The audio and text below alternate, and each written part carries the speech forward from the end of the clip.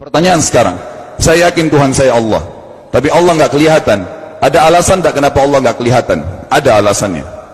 Anda tanamkan baik-baik, ini masalah akidah yang paling penting. Kata Nabi, itu disebutkan dalam banyak riwayat, bahwasanya nabi-nabi pun belum pernah ada nabi yang lihat Allah, termasuk Nabi Muhammad SAW.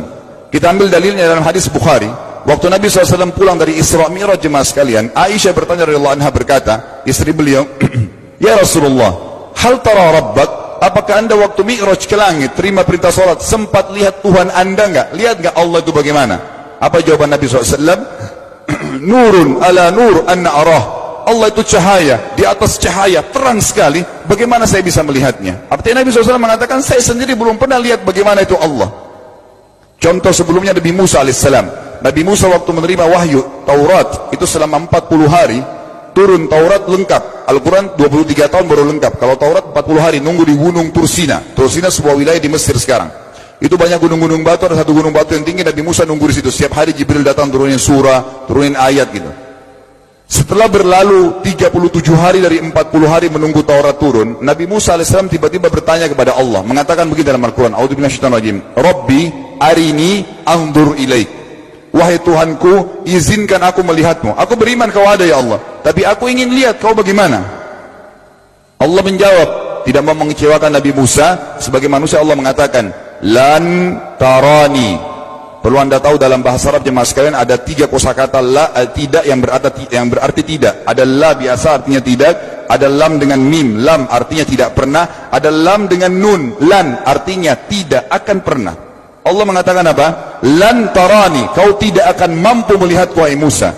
Tapi Allah nggak mau kecewain Musa. Ternyata Musa selama 37 hari jemaah sekalian kagum-kagum melihat gunung-gunung batu di situ. Pergantian siang malam, burung-burung yang terbang, air yang mengalir di lereng-lereng gunung. Lalu dia mengatakan, Allah mengatakan apa? Walakin unzur ilal jabal, fa in istaqarra makanahu fasawfa tarani. Coba kamu lihat gunung-gunung batu di sekitarmu hai Musa. Kalau mereka bisa menampung kedatanganku, kata Allah, kau akan bisa melihatku. Apa yang terjadi? Allah lanjutkan, falamma tajalla rabbuhu lil jabal, waktu Allah baru niat mau datang, belum datang, ja'alahu dakka, semua gunung batu itu hancur lebur, tidak mampu menampung kedatangan Allah. Wa kharra Musa sa'iqa, lalu Musa pingsan tiba-tiba. Waktu Nabi Musa bangun, langsung ucapkan kalimat, amantu billah, saya beriman pada Allah.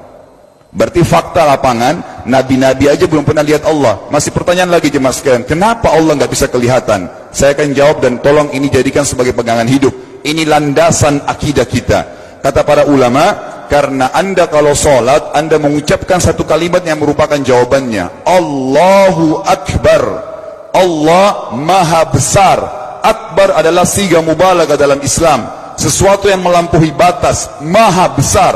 Kita terangkan. Kata Nabi SAW, perumpamaan bumi yang kalian tinggali ini dibanding dengan langit pertama di atas kepala kalian, ada 7 lapis langit. Allah mengatakan, sab'an shidada, 7 lapis langit yang kokoh. Alladzi khalaqa sab'a samawatin tibaqa, yang menciptakan langit tibaqa bersusun, 1, 2, 3, 4, 5, 6, 7. Allah di atas langit ke-7. Kata Nabi SAW, perumpamaan bumi yang kalian tinggalin dibanding dengan langit pertama di atas kepala kalian, ibaratnya seperti cincin yang dibuang di padang pasir. Jadi kita tidak akan pernah bisa melihat ujungnya langit karena kita sangat kecil, dan ini terbukti secara fakta. Apakah anda sudah tahu bahwasanya miliaran bintang-bintang yang ada di atas kepala anda yang jaraknya sekian miliar tahun dari bumi, dan sekian miliar tahun lebih besar daripada bumi, sekian miliar kali lebih besar daripada bumi, itu semua berada di bawah langit pertama. Manusia tidak akan pernah bisa memegang langit ini dengan telapak tangannya, karena dari sini saja ke Pluto jaraknya 270 tahun. Nggak bakal bisa ada astronot dikirim kena mati di tengah jalan. Jaraknya jauh sekali bintang-bintang, dan semua berada di bawah langit pertama. Kata Nabi SAW, di atasnya ada langit kedua besarnya, digabung antara bumi sama langit pertama seperti cincin dibuang di padang pasir. Langit ketiga, 2, 1 dan bumi digabung tiga-tiganya, di langit ketiga seperti cincin dibuang di padang pasir, sampai langit ke-7, 5, 6, 4, 3, 2, 1 dan bumi 7 digabung, dibanding langit ke-7 seperti cincin dibuang di padang pasir. Dan langit yang luas ini jemaah sekalian dipenuhi dengan makhluk Allah yang lain namanya malaikat. Dalam hadis Bukhari kata Nabi SAW, waktu saya sedang dimi'rajkan ke langit, tidak ada 4 jari pun ukuran di langit yang luas itu, kecuali saya temukan malaikat yang sedang ruku atau sujud, penuh dengan jumlah mereka. Anda tahu malaikat itu ada namanya nama kelompok, seperti Raqib, Atid itu kelompok. Di bawah Raqib banyak miliaran malaikat, di bawah Atid miliaran malaikat. Sama dengan Munkar Nakir, ada memang nama kelompok. Makanya kalau manusia 5 miliar, rakib atidnya 10 miliar. Rakib atidnya 10 miliar. Lalu kata Nabi SAW, di atas langit ketujuh ada Sidratil Muntaha. Besarnya digabung antara 7 lapis langit dan bumi. 8 hanya seperti cincin di bawah di padang pasir. Di atas Sidratil Muntaha ada sebuah lautan yang Allah ciptakan. Lautan itu besarnya digabung antara Sidratil Muntaha, 7 lapis langit dan bumi. 8, 9-9-nya seperti cincin dibuang di padang pasir. Makanya kalau anda baca Quran, anda baca ayat wa kana arsyu alal ma', singgasana Allah di atas air. Ini maknanya, air adalah ada lautan. Lalu kata Nabi SAW, arsy-nya Allah di atas lautan itu singgasananya Allah. Besarnya digabung antara lautan, Sidratul Muntaha, 7 lapis langit dan bumi. 10-10-nya hanya seperti cincin dibuang di padang pasir. Anda sudah hafal ayat kursi?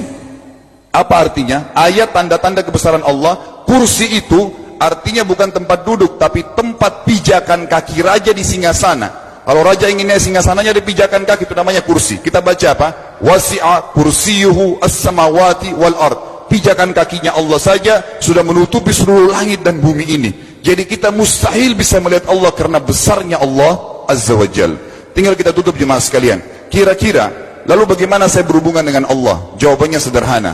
Anda lingkari namanya Allah, ini Tuhan kita. Yang menyembah selain Allah kafir, yang mempartisipasikan Allah dengan makhluknya, masih sembah berhala, kuburan, jimat, namanya syirik. Dua-dua nggak boleh. Untuk berhubungan dengan Allah yang tidak kelihatan dengan mata kita ini, tapi kita bisa rasakan keberadaannya, cuman satu cara. Di bawahnya lingkarin ibadah, sholat, puasa, zakat, haji, takziah, ziarah kubur. Semua ini adalah rangkaian ibadah untuk berhubungan dengan Allah. Semua ibadah ini jemaah sekalian harus seperti yang Allah mau, bukan yang Anda mau. Ini penting. Karena kalau tidak seperti yang Allah mau, Allah tidak terima. Bagaimana caranya supaya bisa seperti yang Allah mau? Ikuti buku pedomannya. Ada Al-Quran, ada Sunnah. Yang beribadah keluar dari 2 pedoman wahyu ini tidak akan diterima oleh Allah. Seperti Anda kalau kerja di perusahaan, pimpinan perusahaan kasih peraturan, Senin pakai baju kuning, Selasa baju hijau, Rabu pakai baju hitam. Datang jam 7, keluar jam 5 sore. Ternyata Anda tidak. Hari Senin Anda pakai baju yang hari Rabu, datangnya jam 9, keluar jam 2 siang. Dikeluarkan oleh pimpinan atasannya. Itu baru peraturan manusia. Bagaimana dengan peraturan Allah Azza wa Jal? Maka kita simpulkan semua jemaah sekalian adalah, yakinlah Tuhan Anda Allah ada, satu-satunya Tuhan. Kalau Anda sedang sakit, yang ciptakan Anda Allah, yang ciptakan penyakit Allah, yang menciptakan kesembuhannya Allah. Kalau kita sedang musibah sama, kalau kita sudah senang juga sama. Semoga Allah SWT menjadikan kita orang-orang yang senantiasa beriman padanya, dan juga selalu berteguh dalam keimanan tersebut, serta mengikuti syariat.